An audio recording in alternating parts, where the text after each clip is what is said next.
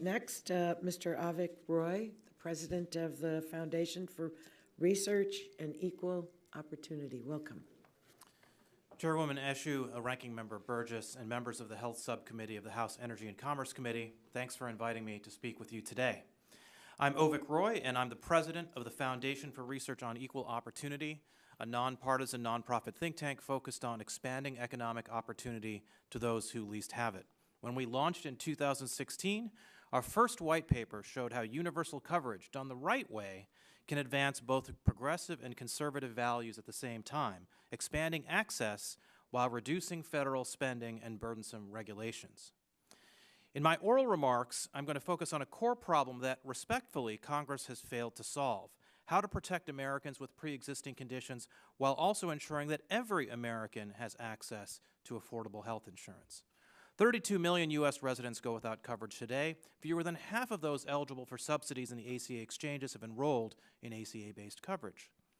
This failure is the result of the flawed theory, first articulated by MIT economist Jonathan Gruber, underlying Title I of the Affordable Care Act, that if Congress requires that insurers offer coverage to those with pre-existing conditions, and if Congress forces insurers to overcharge the healthy to undercharge the sick, Congress must also enact an individual mandate to prevent people from jumping in and out of the insurance market. We should all know by now that Professor Gruber is not omniscient. After all, in 2009, Gruber said, "What we know for sure about the ACA is that it will, quote, lower the cost of buying non-group health insurance."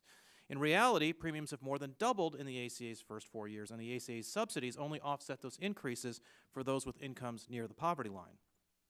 There are two flaws with Gruber's theory, sometimes called the three-legged stool theory. First, the two ACA provisions that have had the largest impact on premiums have nothing to do with pre-existing conditions. Second, the ACA's individual mandate was so weak, with so many loopholes, that its impact on the market was negligible. Guaranteeing offers of coverage for those with pre-existing conditions has no impact on premiums because the ACA limits the enrollment period for guaranteed issue plans to 6 weeks in the fall or winter. The limited enrollment period, not the mandate, ensures that people can't game the system by dropping in and out. While community rating by health status does cause some adverse selection by overcharging healthy people who buy coverage, thereby discouraging healthy people from signing up, among enrollees of the same age, this is not an actuarially significant problem. The largest impact is from the ACA's 3-to-1 age bands, which on their own double the cost of insurance for Americans in their 20s and 30s, forcing many to drop out of the market because younger people consume 1/6 of the health care that older people do.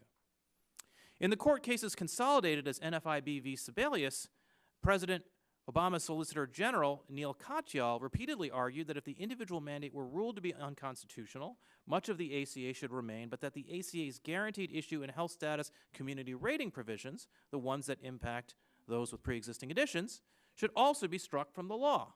The Trump Justice Department has merely echoed this belief. Both administrations are more correct than the district judge in Texas v. Azar, who in an egregious case of judicial activism argued that the entirety of the ACA was inseverable from the mandate. However, it is clear that both justice departments are also wrong. The zeroing out of the mandate penalty has not blown up the insurance market. Indeed, it has had no effect. To be clear, it's not just ACA enthusiasts who have bought into Gruber's flawed theories. Many conservatives have as well. A number of conservative think tank scholars have argued that because they oppose the individual mandate, we should also repeal the ACA's protections for those with pre-existing conditions, that is, guaranteed issue and community rating by health status. These scholars have argued that a better way to cover those with pre-existing conditions is to place them in a separate insurance pool for high-risk individuals. I want to state this very clearly. Those scholars are wrong.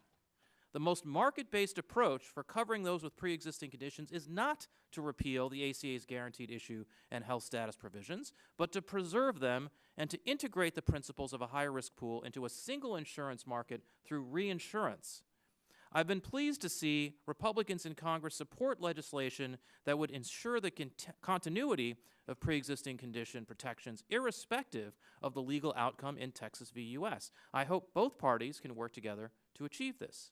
Both parties can further improve the affordability of individual insurance by enacting a robust program of reinsurance and restoring 5-to-1 age bands.